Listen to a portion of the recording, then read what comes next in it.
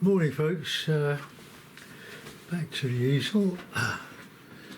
I do like painting skies obviously, but I like rough ground, and with a pond even better, but it's quite tricky trying to make a lot of colours out of two colours, vermilion and yellow ochre. I'll just squeeze a bit more of that out. I've got some Payne's grey on there and some white, but remember that Payne's grey is a neutral colour. It darkens and lightens, and it's a very useful pigment to have. I would highly recommend you have some. I'm tempted to go back to my other palette, but I'm not quite ready for that yet. To go back to my five colours. Trying to find a brush that isn't sticky. I've got so many brushes here.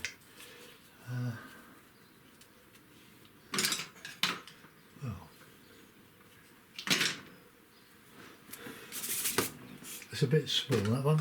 Now I've got a lovely brush here. Oh, no.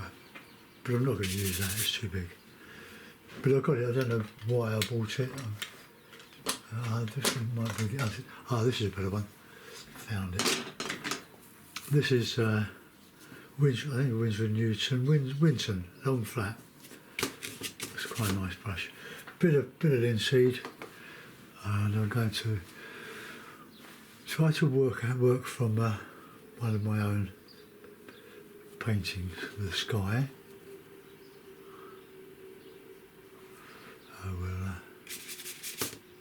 A bit dark.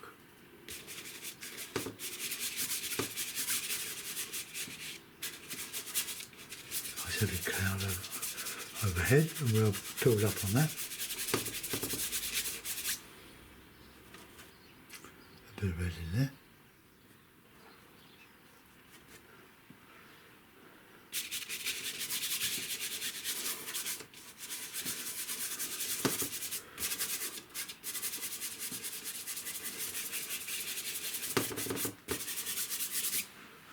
A bit more, a bit of red. I'll have something on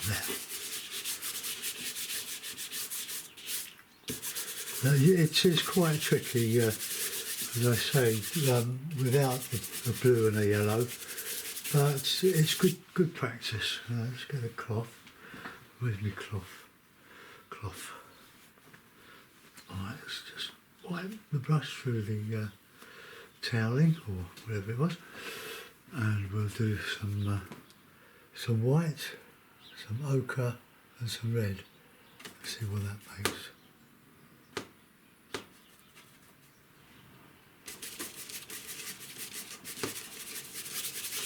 I'm not after realism for the sky. A bit lighter than that, I think.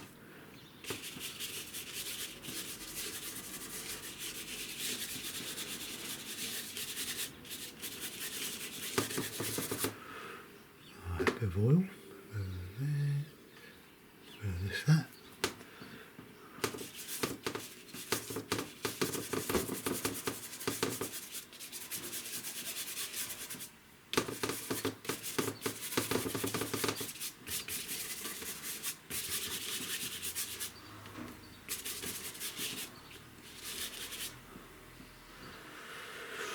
Alright, get more yellow ochre. Got friends coming for lunch, I'm cooking a curry.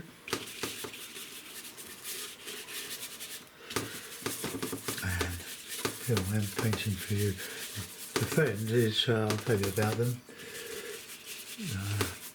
Ron is a very talented man. He was a brilliant flamenco guitarist, but it's hard to get into London without spending an arm and a leg and congestion charge and that sort of stuff thrust upon us. He was a book illustrator, businessman, ran seminars, motivational seminars, had him and a partner. It's all gone now, my age, but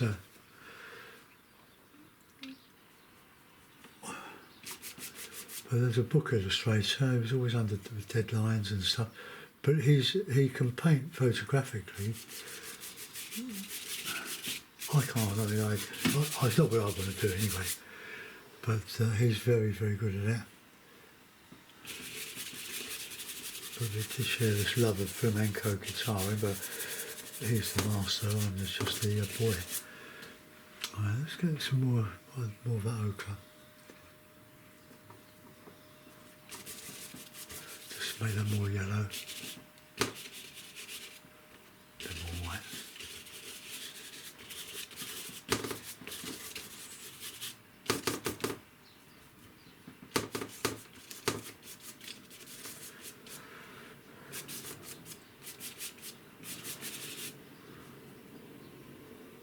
Yellow ochre is a great colour for this two-colour painting.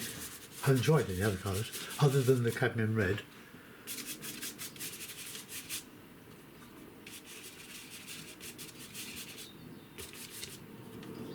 There's a bit of light down there. So that's the horizon. It's got a nice, good horizon, a touch of the red, a lot of the yellow. And just come along here. Alright, I just want to darken that sky again. So we have the blue and the white and the red.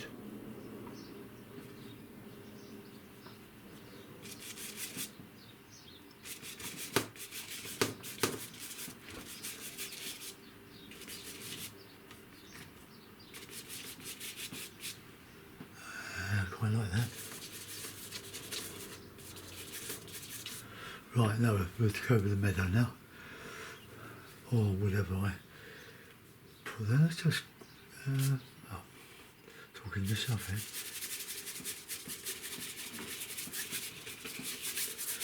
Right, okay. Put that to one side. And we want a meadow brush now.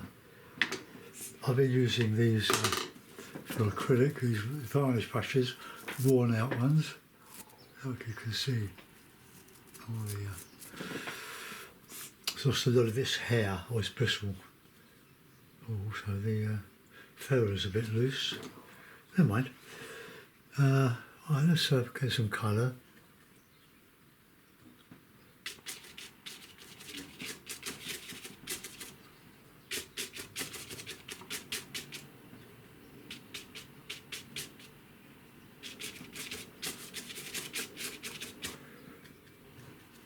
I really do love this sort of painting, making it up as you go along.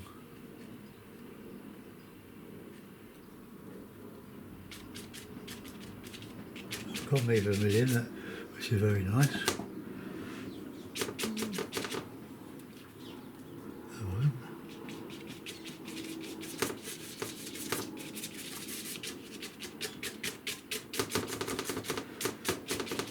Exercise in stipple.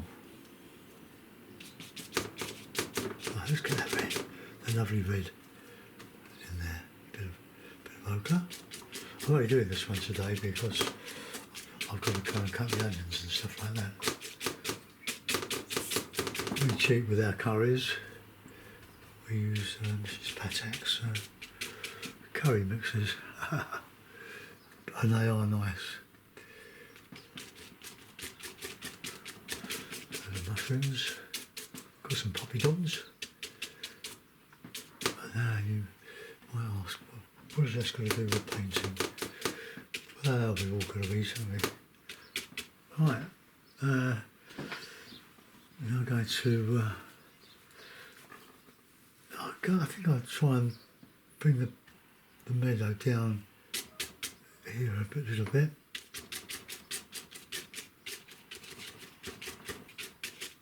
I did one of these yesterday.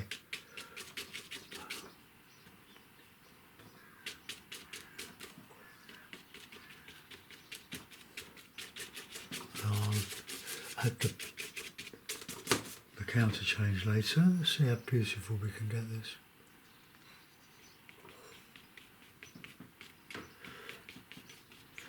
So we're sort of playing with abstract here.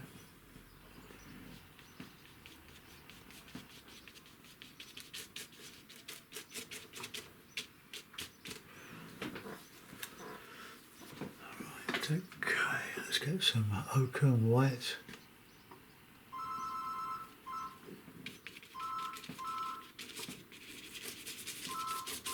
It's all good practice.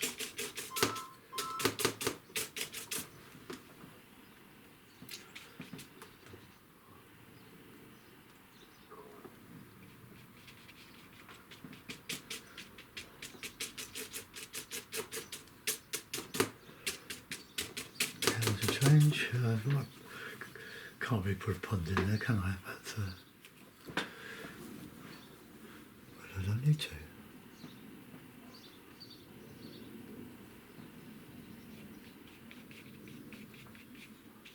Just feather that in there.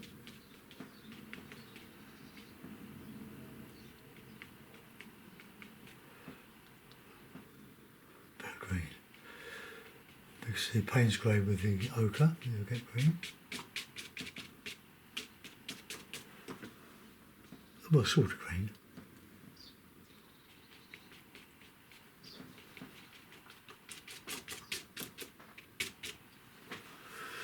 I get some light colour on there.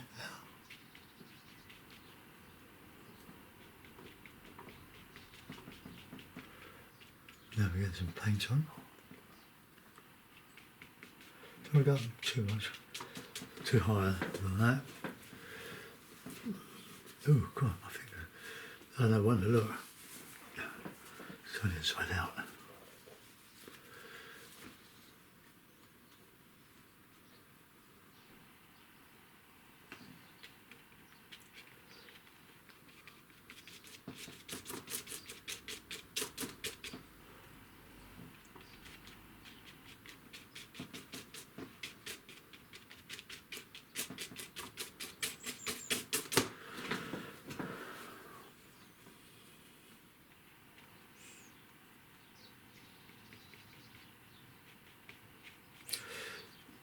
This is where it gets a bit tricky.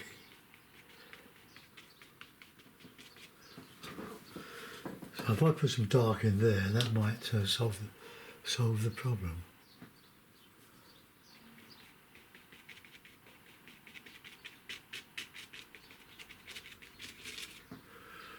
A bit more of that, isn't it?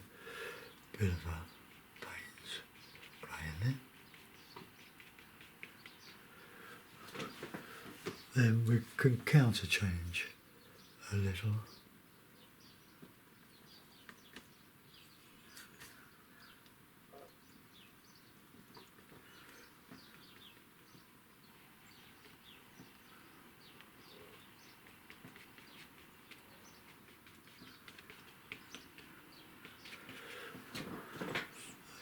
But don't worry about this is sort of abstract. We don't worry about the colours so much as the impression that it's giving.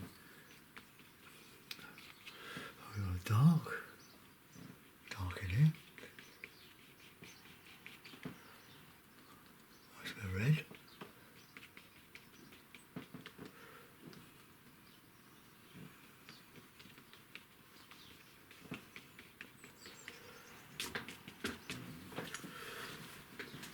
What I don't want to do is put any what we call detail. It's all texture. Create just a pleasing to the eye painting.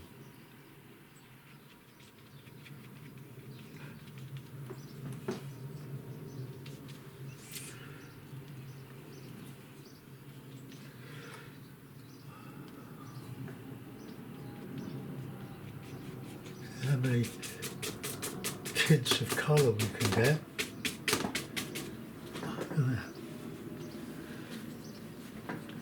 Just a lovely effect. Just take that out a little bit.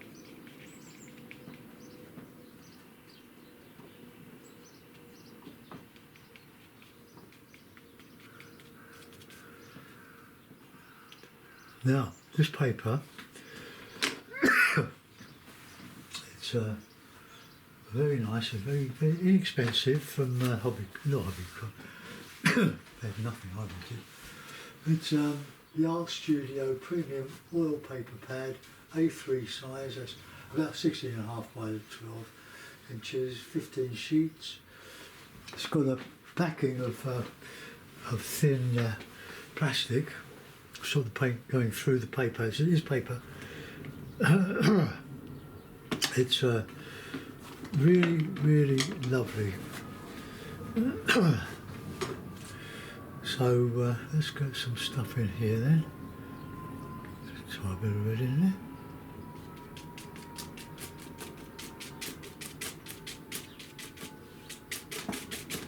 Ah, nice.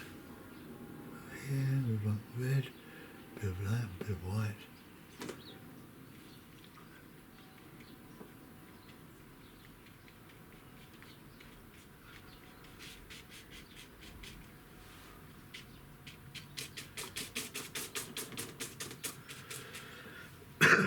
Excuse me.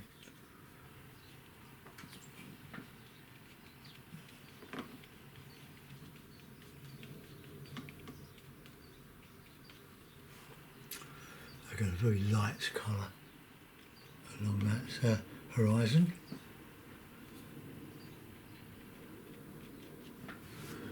A little bit of shadow in there. Here I keep wiping the brush through the bristles through the cloth. You can clean your brushes up afterwards.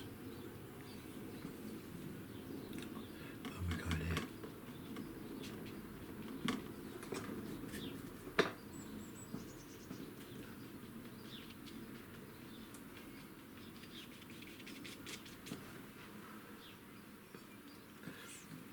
Now, I was asked by a builder,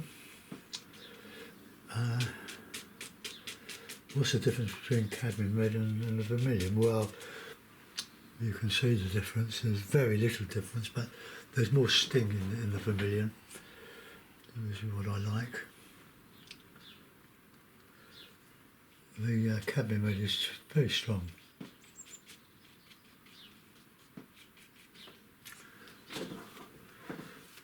Alright, okay, let's get a bit more of that.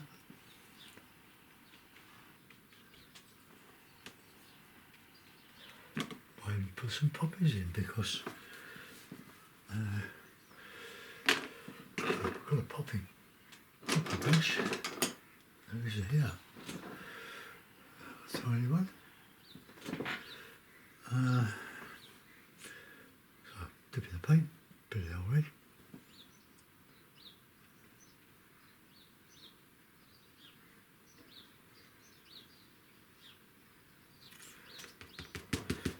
Sharon will be pleased with this because she likes the poppies. Although this is the vermilion isn't probably a poppy colour. So, because I haven't got any cadmium yellow or light to mix with it, we'll have to just leave it as it is. Right. I remember Frank Clark, the late lovely Frank Clark, who a bit of ground, just put a few drops of white in, without rhyme or reason. Right, okay, whatever. Put that in a mount. I don't think I want to do anything. I love the sky. See, it's a sort of impression, an abstract impressionism. That's what I call it. Abstract expressionism. Not impressionism. Expressionism.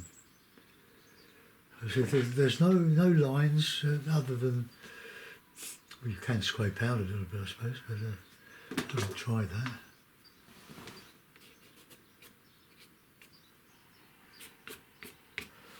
No, I don't need to do that. It's a picture in its own right. Right, take the clips off.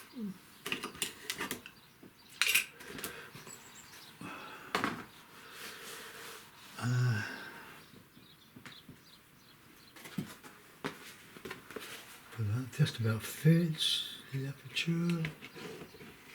Oh, there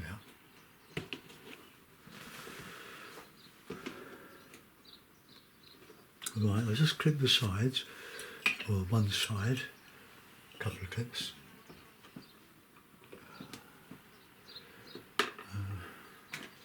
Where's the other clip? Where's the other clip? There we go. Just to hold it while until it's. So I've got a photograph for Facebook. Let's put that there. Have a look at it. Oh, you can't see that. So you can just tread on that. I'll move that over there. More in the middle. I was looking at an advert today, this morning, for a box easel. And the best one that I bought, it was over 25 years ago probably. I paid £145 for it, I remember. It was well overpriced, I think. But it's lasted me so long, and I use it as my main studio. I'll go away. My main studio easel. I've got a radial easel, but it's rather cumbersome. And I can do everything. So I work on a small scale now for YouTube and Patreon. It's never gone wrong. It's real quality. It's the Mabef. I thought it was Italian made for some reason, but it's a French made one, and it's absolutely beautiful, superb. It folds down, carry it. It's quite heavy, but I carry my paints, my heavy paints, in a bag, and brushes. I'm not that bothered, but there are spaces for brushes. It's just a lovely thing. It's been well used, I can assure you. It's hardly been put away, but I do take it with me when I go to, if I get a chance to demonstrate. And then it's up in 5 minutes. The only problem I've got with it, it's not really a problem, but is that when you extend the back leg, the single leg, which forms a tripod, you have to, well, in the studio anyway, the back leg is shorter when it's extended than my front legs, and I have to rest the wood, the leg on the back, the single leg, on a brick to bring it up to the height that I want to paint, because I suppose these easels are made for going out and about. But anyway, I thought I'd tell you that. Have a look if you're serious and you want a good studio easel that doesn't take up much space. The Mabef, Mabef.